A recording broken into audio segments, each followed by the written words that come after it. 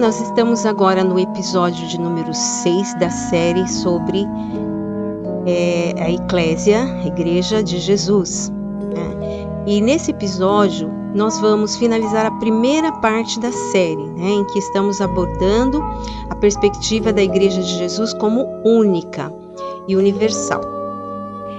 E eu separei um trecho das falas de Jesus aos seus discípulos contemporâneos dele, no tempo, né, em que ele esteve aqui na Terra em corpo.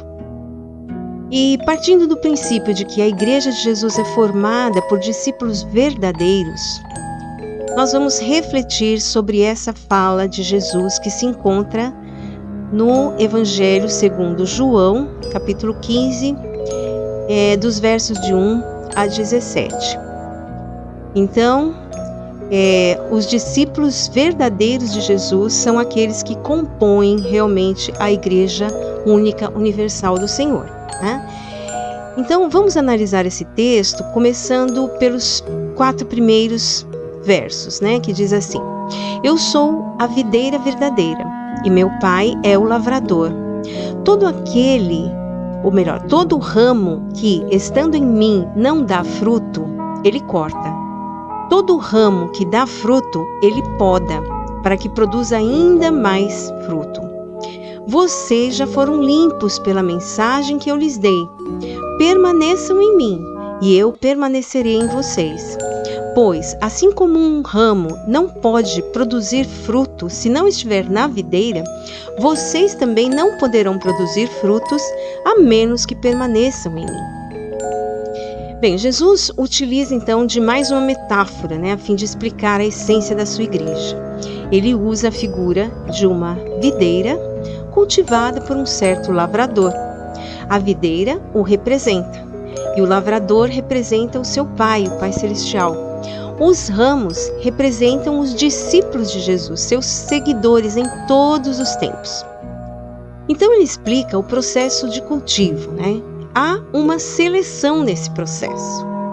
Porque os ramos que não dão fruto são cortados, porém os ramos que dão fruto são podados e assim passam a produzir ainda mais fruto. Então a gente vê que o lavrador, ele observa, né, essa videira, a vinha como um todo, né, mas especificamente aqui uma videira, ele observa bem os ramos e ele faz essa seleção. Bem, daí Jesus explica a condição para dar fruto, que é o quê? Ser limpo e permanecer nele, que é a videira.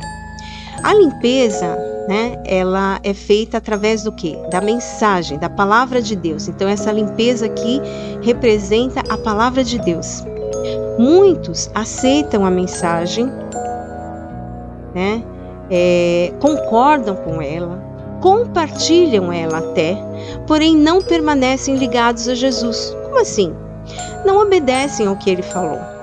Se alguém recebe e aprende a palavra de Deus e ensina sobre ela, isso é maravilhoso, isso é realmente ordenado também por ele a fazer. Mas, se a pessoa não cumpre a palavra, de nada vale o que ela aprendeu.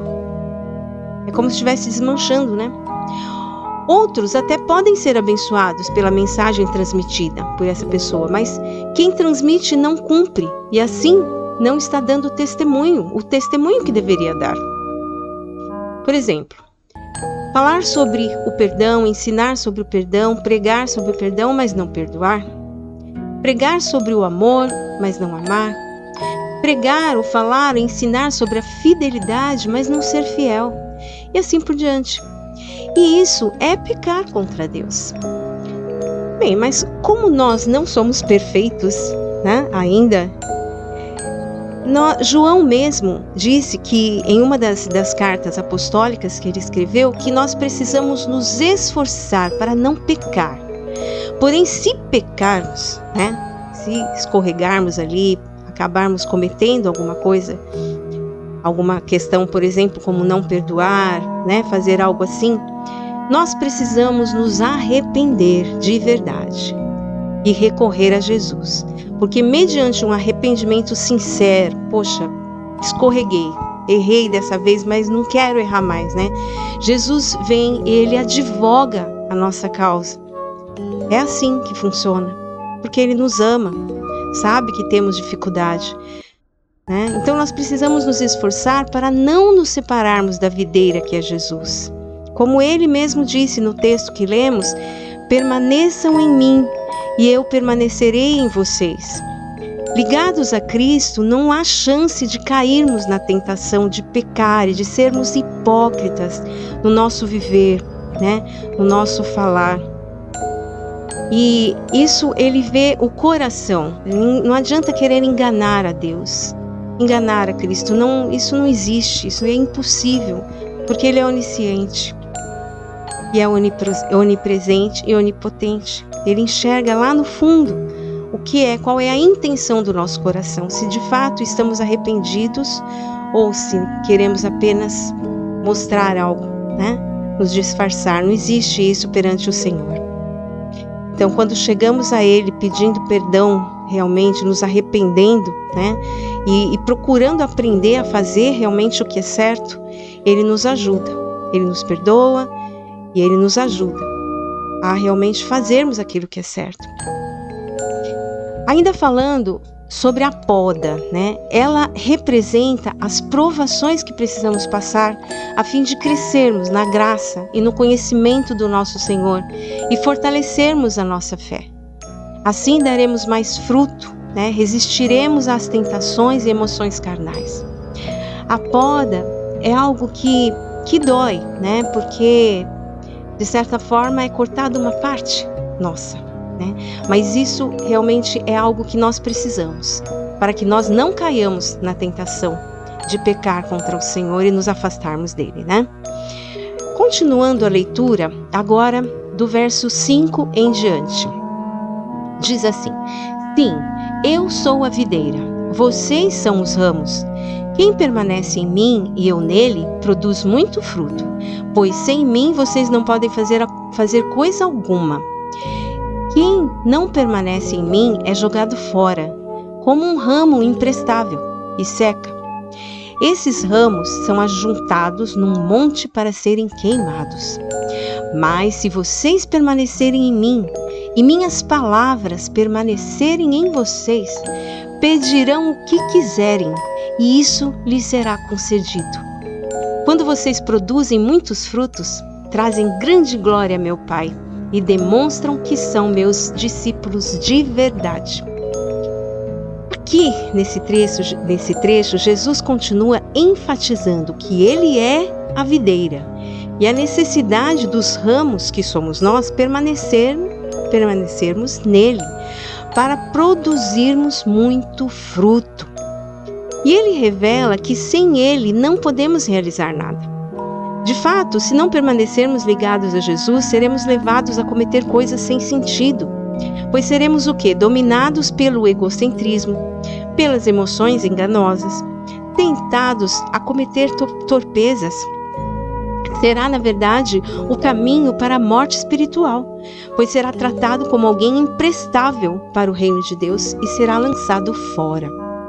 No entanto, ele afirma que, permanecendo nele, seremos capazes de pedirmos o que quisermos ao Pai e ele nos concederá. Por quê?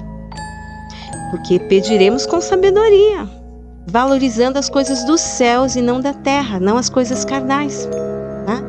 Portanto, para orarmos corretamente, precisamos estar ligados a Jesus, à videira, porque aí nós vamos pedir aquilo que realmente é certo e aí o Senhor vai nos conceder.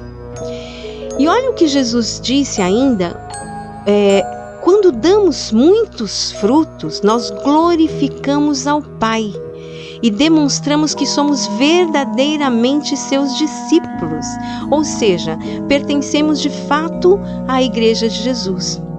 Se não permanecermos em Jesus, aí nós seremos o quê? Falsos discípulos e seremos lançados fora. Não pertenceremos à igreja. Isso é coisa muito séria. Mas se estivermos ligados a Ele, né? Olha que coisa maravilhosa. Estaremos glorificando ao Pai, porque muitos frutos nós daremos, né? Agora vamos continuar a leitura a partir do verso 9 até o 17. Daí Jesus disse: eu os amei como o Pai me amou. Permaneçam no meu amor. Quando vocês obedecem a meus mandamentos, permanecem no meu amor. Assim como eu obedeço aos mandamentos de meu Pai e permaneço no amor dele. Eu lhes disse estas coisas para que fiquem repletos da minha alegria. Sim, sua alegria transbordará. Este é o meu mandamento. Amem uns aos outros como eu amo vocês. Não existe amor maior do que dar a vida por seus amigos. Vocês serão meus amigos se fizerem o que eu ordeno. Já não os chamo de escravos, pois o Senhor não faz confidências a seus escravos. Agora vocês são meus amigos, pois eu lhes disse tudo o que o Pai me disse. Vocês não me escolheram, eu os escolhi. Eu os chamei para irem e produzirem frutos duradouros, para que o Pai lhes dê tudo o que pedirem em meu nome. Este é o meu mandamento: amem uns aos outros. Então aqui Jesus enfaticamente diz o que significa permanecer nele, que é obedecer aos seus mandamentos. E ele dá o exemplo, né? Porque ele obedeceu ao Pai, ele cumpriu a sua missão aqui na terra perfeitamente, até a morte de cruz. E ele amou a todos, até aqueles que o condenaram à morte. Na verdade, ele nos amou primeiro para que depois aprendêssemos com ele a amar, né? E ele, como homem, foi amado pelo Pai, e como o Pai o amou, ele nos amou e nos ama.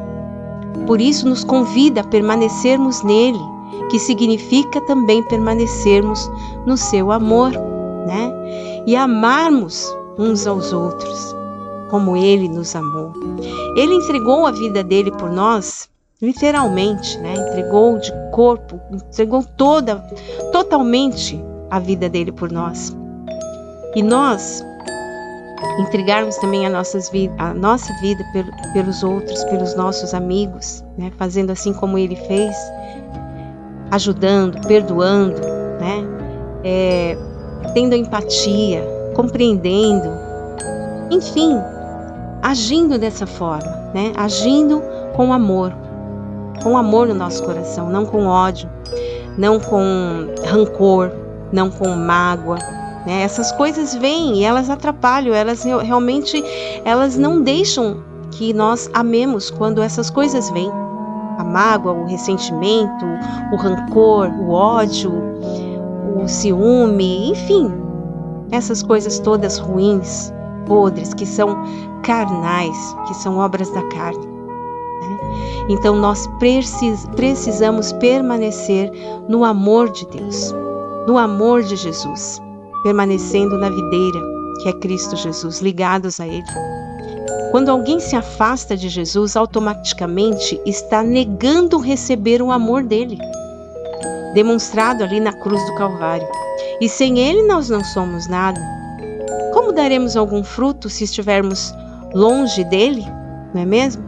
Então, nós precisamos do amor de Deus, do amor de Jesus, permanecermos no seu amor, para que nós possamos também, né, demonstrar amor aos outros, uns aos outros. E agora, para terminar, vamos lembrar sobre o fruto, né? Que fruto é esse, né, que a palavra sempre nos fala? O apóstolo Paulo ensinou na carta aos Gálatas, capítulo 5, verso 22, o seguinte: mas o fruto do Espírito é amor, alegria, paz, paciência, benignidade, bondade, fidelidade, mansidão e domínio próprio. E eu convido a você a olhar para esse verso e refletir como que está a sua vida, assim como eu também reflito como está a minha vida em relação a isso. Será que realmente eu estou dando esse fruto?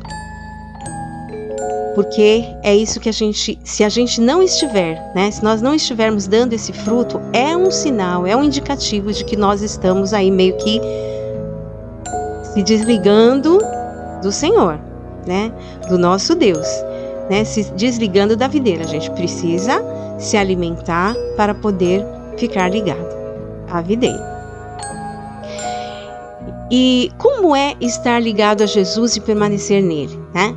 O ramo permanece ligado à videira quando ele recebe dela o alimento.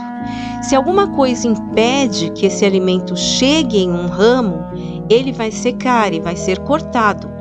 Ele não pode, inclusive, ficar ali na videira para não prejudicar os demais ramos. Então, nós precisamos nos alimentar diariamente da palavra, da comunhão espiritual com Deus por intermédio de Jesus Cristo. Precisamos dar lugar ao Espírito de Cristo em nós e não querermos agir por nossa própria conta. É esse o estilo de vida de um verdadeiro discípulo, né, que de fato pertence à Igreja de Jesus. Mas lembremos que haverá uma seleção, né? E o meu desejo é que você não fique de fora, que você não seja cortado, pelo contrário, que você seja podado para que você dê mais e mais fruto. Amém? Então é isso por hoje. No próximo episódio, nós já vamos começar a falar das expressões da Igreja de Cristo na Terra. Bom, vamos falar um pouco da história, né? Da igreja cristã, das denominações e assim por diante. E aprender um pouco mais também e ver como na prática isso está acontecendo, ok? Se você foi abençoado por essa mensagem, eu peço que você deixe o seu like para que ela possa ser divulgada para mais e mais pessoas. Se não se inscreveu, se inscreva no canal, tá bom? Que aí você vai sempre receber uma mensagem aí, principalmente se tocar no sininho, né? Quando tiver um vídeo novo, mensagem nova, tá certo? Compartilha também. Deus o abençoe e até o próximo episódio.